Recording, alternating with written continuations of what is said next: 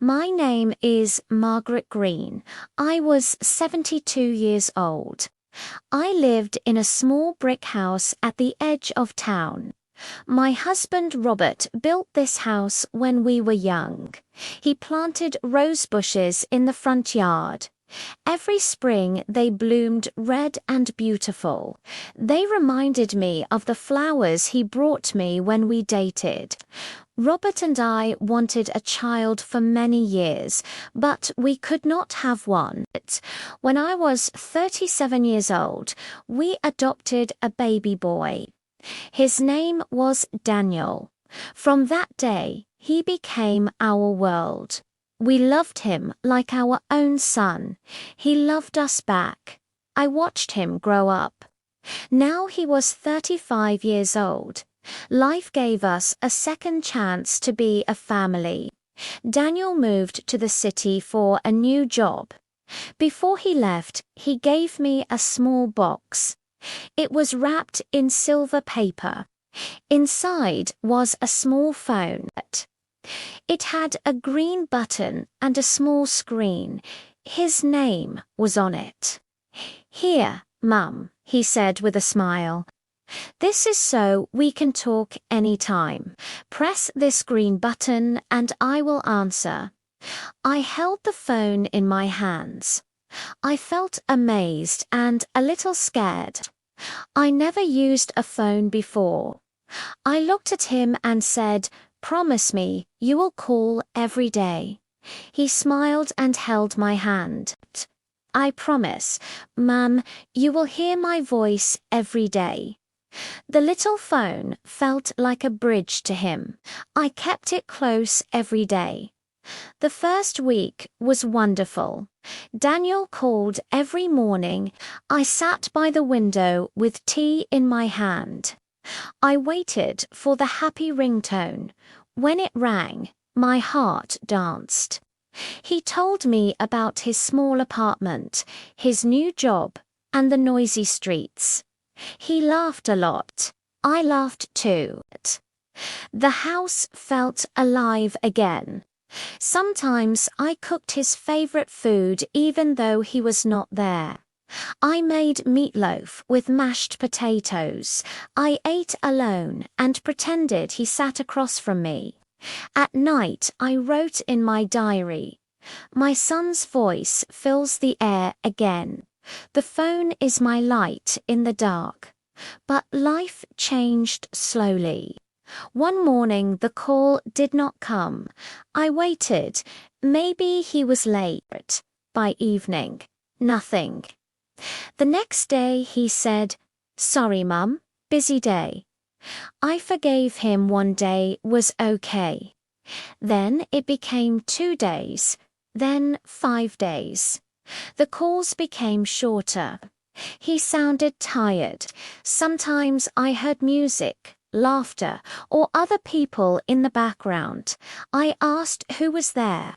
He said, "Just friends. Mum, don't worry." I tried not to worry, but I could not stop thinking about him. Weeks turned into months.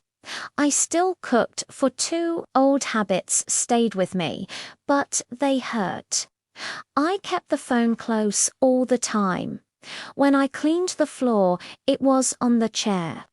When I watered the plants, it was in my pocket. At night, it was under my pillow. Sometimes it buzzed. I jumped, but it was never him. It was a message from the phone company, a wrong number, or an advertisement. Once I even answered a stranger's call just to hear someone say hello. I wrote letters to him in my diary as if he could read them. "Dear Daniel, I made your favorite soup today. I wish you were here to taste it. Dear Daniel, I saw a boy riding his bike like you used to. I smiled, then cried. Neighbors often asked, did Daniel visit recently? I always said, yes, he did. Sometimes small lies are easier than hard truths. Winter came early. Nights were cold. The house made noises in the wind. One night, I sat near the heater. I looked at Robert's photo on the wall. His smile seemed to ask, "Why do you wait so long, Margaret?" I whispered, because I promised him I would. Then, one rainy evening, everything changed. The sky was grey. Rain fell on the roof. I sat near the window and made something with my hands when the phone rang. The ringtone, that happy tune, filled the room. My hand shook. I almost dropped it. I pressed the green button and said, "Daniel." There was a pause. Then a man's voice said, "Ma'am, are you Mrs. Margaret Green?" "Yes," I said quickly. "Who is this? Is Daniel with you?" The man's voice was gentle. "I am calling from St. Mary's Hospital in Greenford. We found your number in a wallet. It belonged to your son." My heart stopped. Rain pounded harder outside. "I am very sorry, Mrs. Green. There was an accident 2 months ago. He did not survive. We tried to contact you earlier. I could not speak. I held the phone to my chest. I wished it could bring him back." The man said more about papers and his things. I could not hear. 2 months. 2 whole months I waited for a call that would never come. I thought my son forgot me, but he was already gone. That night I did not cry. I sat in the dark and held the phone. Its screen was black, but I could see his face in my mind, smiling, alive. In the morning, I opened my diary and wrote, "Now I understand why my phone never rang. My son was not busy. He was too far away, farther than I could reach." The next week, a small package arrived from the hospital. Inside was his wallet, his watch, and a photo of us taken in our garden years ago.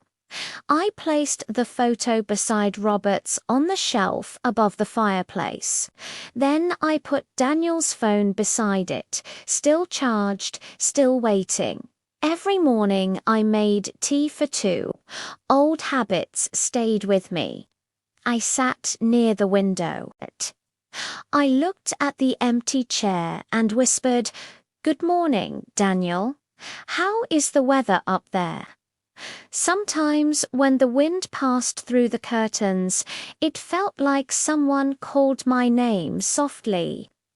I liked to think it was him trying to call me without the phone. I still kept the phone on. I charged it every night before sleep. Not because I expected it to ring, but because it reminded me that love does not end, it only changes shape. Maybe one day, when I am gone, I will hear that ringtone again. This time, when I answer, it will be his voice saying, "Hello, Mom. Asterisk, asterisk, the moral. Asterisk, asterisk, love never dies." It stays with us in our hearts and memories. The people we love are never truly gone as long as we remember them. Sometimes the hardest part of love is learning to let go, but also learning to hold on to what matters most, the precious time we had together.